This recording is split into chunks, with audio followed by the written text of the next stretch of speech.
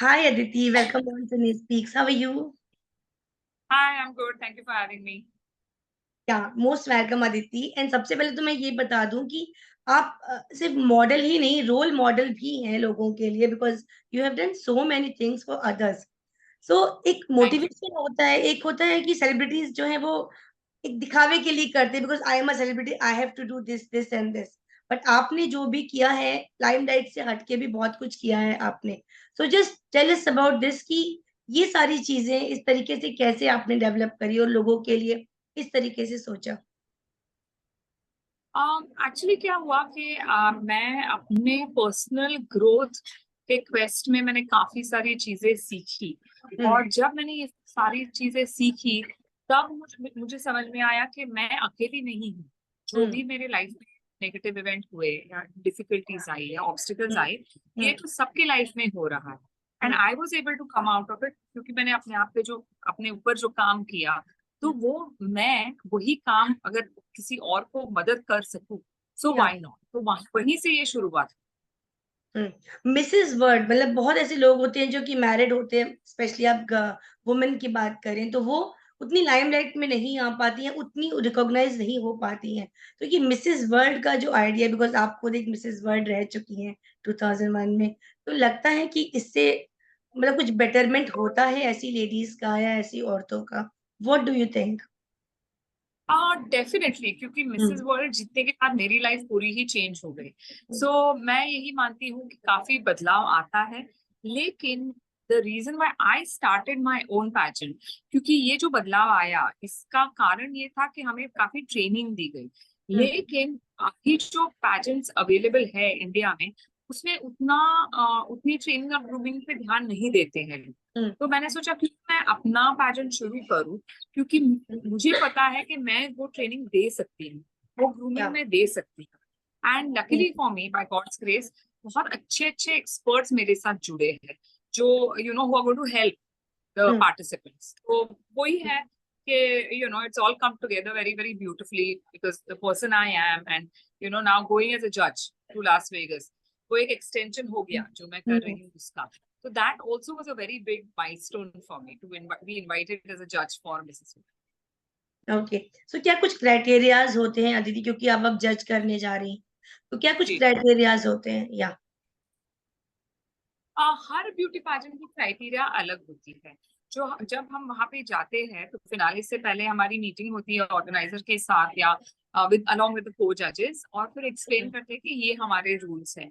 वैसे ही Mrs world में उनके रूल्स होंगे जो वो हमें बताएंगे व्हेन आई गो देयर, क्योंकि वहां पे पर्सनल इंटरव्यूज भी है। सो हर पार्टिसिपेंट के साथ हमें मिलके आई थिंक 10 मिनट्स 15 मिनट्स के लिए इंटरव्यू लेना है उनका, और उनको मार्क्स लेने हैं। फिर वहां पे प्रीलिम्स भी है और फिर फिनाले भी है, and plus black tie event है जहाँ पे कंटेस्टेंट्स के साथ बातचीत होगी, उनको मिलेंगे हम जाके।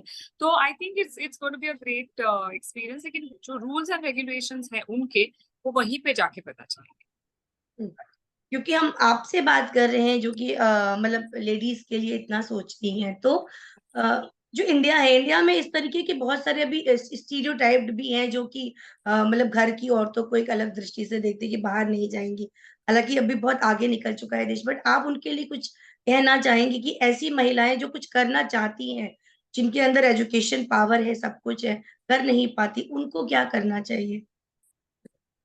हाँ, तो इनफैक्ट मेरे पैजेंट में, मार्वलस मिसेस इंडिया में, मुझे 2 या 3 महिलाओं का फोन भी आया जो हम्म। पार्टिसिपेट करना चाहती है। हम्म। लेकिन 2 महिलाओं के हस्बैंड अलाउ नहीं करते अच्छा। एंड एक की हम्म। फैमिली अलाउ नहीं करती, मतलब पूरे हम्म। इन लॉज वगैरह नहीं चाहते हैं कि हम्म। वो हम्म। पार्टिसिपेट। तो हम्म। मेरा यही मानना है कि कम्युनिकेशन इज द की।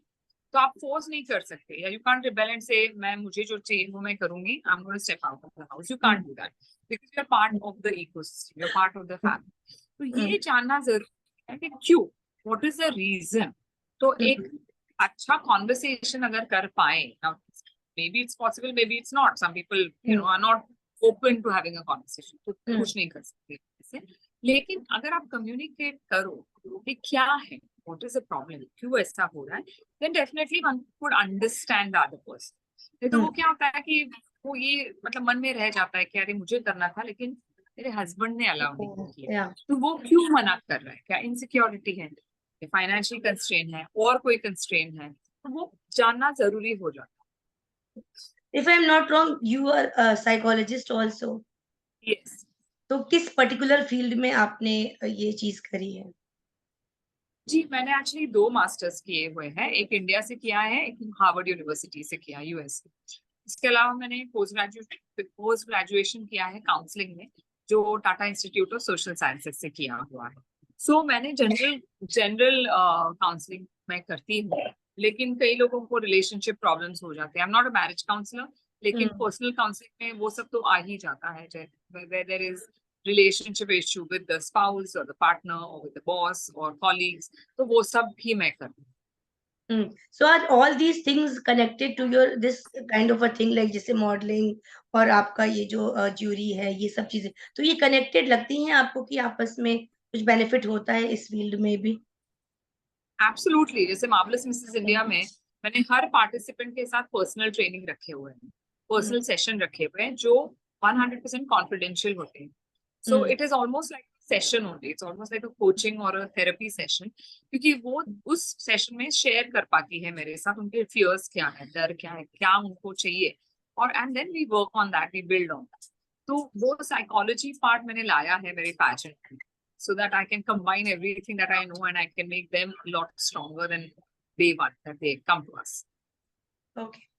ना सिर्फ ये सब में आपने फिल्में भी करी हैं, आपने बिग बॉस करा है, आपने फियर फैक्टर करा है, मतलब अदिति कैसे मैनेज करते हो आप इतना सारा कुछ और सब चीजें आप एकदम बखूबी? एक होता है ना कि master of all jack of none, लेकिन आप तो अरे मतलब jack of all trades मत बोलो, ऐसे मत बोलो। वही मैं बोल रही हूँ, आप वो नहीं है, एग्जैक्टली वही मैं कंप्लीट करना चाह रही हूँ कि अधूरा काम छोड़ देते, बट आप हर चीज में परफेक्ट हो अदिति। तो वो परफेक्शन कहाँ से लाते हो आप, इतना टाइम कैसे देते हैं? And you are doing superb Aditi, तो वो मैं जानना चाहूंगी आपसे। Firstly, thank you for the या compliment. मेरा first love of life is learning. मुझे नॉलेज गेन करना बहुत अच्छा लगता है। लाइक मैं हर रोज एक ऑडियो पॉडकास्ट तो सुनती ही हूँ। जैसे मैं ट्रैवल करती हूँ तो मेरी गाड़ी में म्यूजिक नहीं चलता है, ऑडियो पॉडकास्ट चलता है। या सोने से पहले मैं एक ऑडियो पॉडकास्ट सुन लेती हूँ, बुक्स पढ़ती हूँ। तो ये मेरी मतलब इट्स माय नेचर।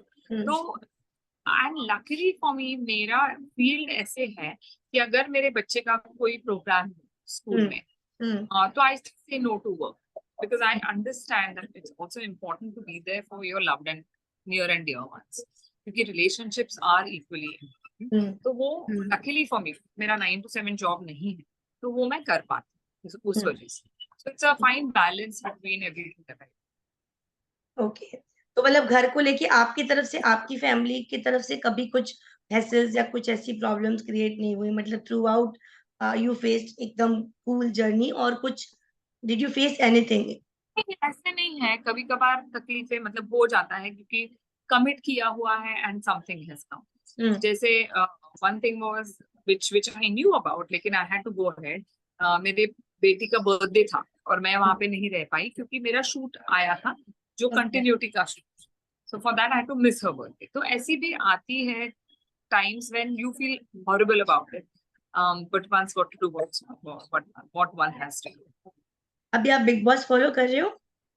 नहीं, हाँ, मतलब कोई पर्टिकुलर रीजन, या फिर अभी उतना इंटरेस्ट नहीं है आपको? टाइम नहीं है, because you have to choose right. सिर्फ 24 घंटे है उसमें, मार्वलस मिसेस इंडिया का काम करना है। I go at a lot of places as chief guest, guest of honour, motivational talks करती हूँ। तो इन प्लस फैमिली है, तो इन सब चीजों में फिर बैठ के एक सीरीज फॉलो करना, क्योंकि क्या है वो ऐसे नहीं कि एक एपिसोड देख लो और फिर दूसरा करेक्ट, एपिसोड बाद में कभी देखो। You correct, don't follow the graph तो कुछ पता नहीं चलता है क्या चल रहा है। राइट। सो वो टाइम नहीं है मेरे पास।